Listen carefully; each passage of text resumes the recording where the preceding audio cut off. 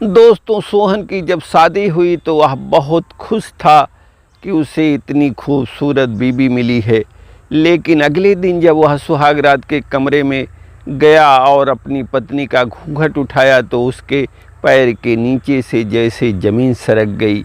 वह मन ही मन यह सोचने लगा कि मेरी शादी जिसके साथ हुई थी वह यह नहीं है, और कहीं मेरी पत्नी के साथ वह ऐसा वैसा ना कर दे।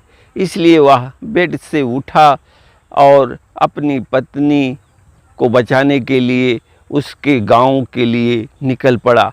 उधर विनोद जब सुहाग रात के कमरे में प्रवेश किया और अपनी पत्नी का जब उसने घूंघट उठाया तो इतनी खूबसूरत बीबी देखकर वह बहुत खुश हुआ। वह मन ही मन मचल गया। लेकिन उसकी पत्नी की जब नज़र अपने पति पर पड़ी तो वह मन ही मन सोचने लगी कि यह तो उतनी सुंदर नहीं है जितना सुंदर मैंने अपने पति को देखी थी। सोहन अपनी सुंदर बीबी को पाएगा या खो देगा, इसे जानने के लिए आप बने रहिए इस वीडियो में। हेलो दोस्तों, आदाब, नमस्कार। मैं हूँ एसआर सागर। आज आपको बिहार प्रदेश के गया जनपद की यह सच्ची कहानी सुनाने जा रहा हूँ।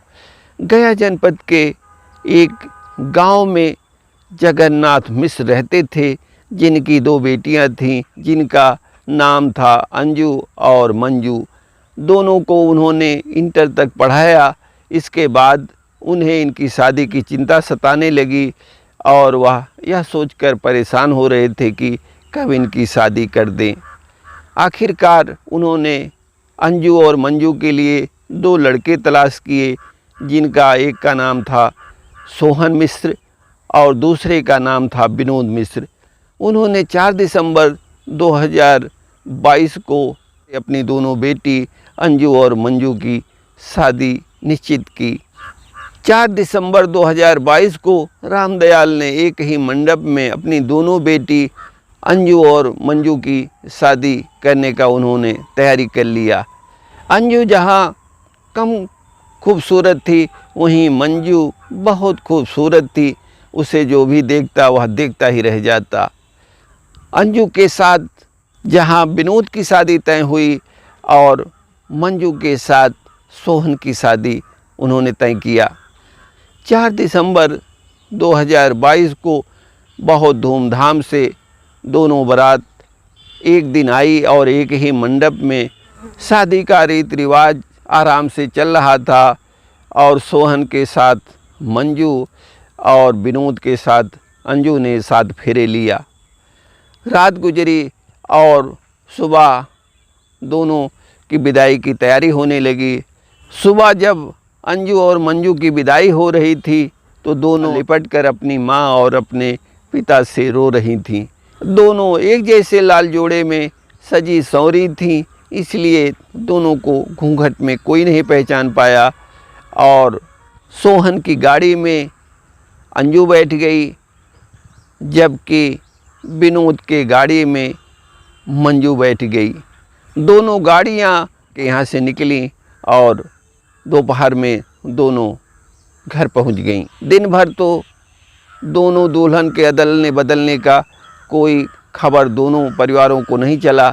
लेकिन जब रात हुआ और रात को करीब 9:30 बजे जब सोहन सुहाग रात के कमरे में पहुंचा और अपनी पत्नी का जब उसने घूंघट उठाया तो वह देख करके चौंक गया कि यह तो मेरी पत्नी नहीं है, मेरी पत्नी तो और सुंदर थी। उधर विनोद रात को करीब 10 बजे सुहाग रात के कमरे में पहुंचा और अपनी खूबसूरत बीवी को देख करके वह बहुत खुश हुआ।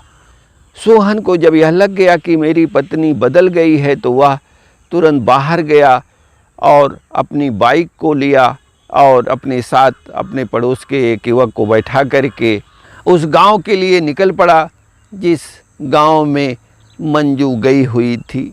रात को करीब 10:20 पर सोहन विनोद के घर पहुंच गया। इससे पहले कि विनोद अपनी पत्नी मंजू के साथ कुछ ऐसा वैसा करता, सोहन वहाँ पहुँच गया और वहाँ पहुँचकर उसने अपनी पत्नी के बदले होने की सूचना परिजनों को दिया। परिजन यह जानने के बाद परेशान हो गए और कुछ महिलाएं विनोद के कमरे के पास पहुंच गईं और उसके दरवाजे का कुंडी महिलाओं ने खड़काया। विनोद ने जब दरवाज़ा खोला तो महिलाओं ने विनोद से बताया कि दुल्हन बदल गई है। जो दुल्हन सोहन के पास जाना चाहिए था वो यहाँ आ गई है और जिसे यहाँ आना चाहिए था वह सोहन के पास चली गई है। यह सुनने के बाद विनोद बाहर निकला और जाकर के वह सोहन से मिला। विनोद इस बात पर भिड़ गया कि अब मैं अपनी पत्नी को नहीं बदलूँगा, जो मेरे यहाँ आई है वही मेरी पत्नी है और जो आपके यहाँ गई है वह आपकी पत्नी है।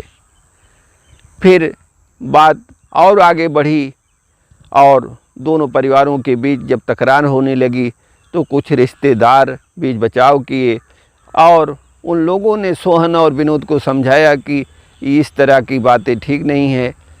फिर रिश्तेदारों ने फैसला किया कि सोहन और विनोद आज रात को एक साथ रहेंगे, दोनों कहीं नहीं जाएंगे और सुबह होने के बाद फिर इस पर विचार विमर्श किया जाएगा।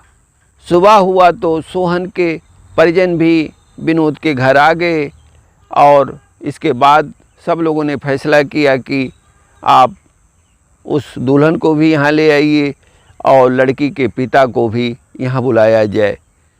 करीब 2 घंटे के बाद जब जगन्नाथ मिश्र आए और अपनी बेटी मंजू को जब उन्होंने यहाँ देखा तो उन्होंने यह बताया कि हाँ, यह गलत हुआ है। मेरी बेटी मंजू की शादी सोहन के साथ हुई है, जबकि अंजू की शादी मैंने विनोद के साथ किया है। विनोद के साथ अंजू ने 7 फेरे लिया है और सोहन के साथ मंजू ने 7 फेरे लिया है। इसलिए सोहन के साथ मंजू को रहना चाहिए और विनोद के साथ अंजू को रहना चाहिए। लेकिन विनोद इस पर तैयार नहीं हो रहा था।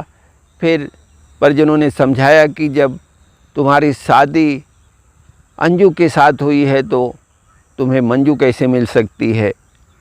फिर काफ़ी देर तक बातचीत होने के बाद मंजू को सोहन के साथ भेजा गया और अंजू को विनोद के घर ला कर के छोड़ा गया और अगले दिन सोहन अपनी पत्नी मंजू और विनोद अपनी पत्नी अंजू के साथ उन्होंने सुहाग रात मनाया। ये कहानी आपको कैसी लगी कमेंट में अपनी राय दीजिएगा और अगर आपने अभी तक हमारे इस चैनल को सब्सक्राइब नहीं किया है तो प्लीज़ आप इसे सब्सक्राइब कर लीजिए। जय हिंद।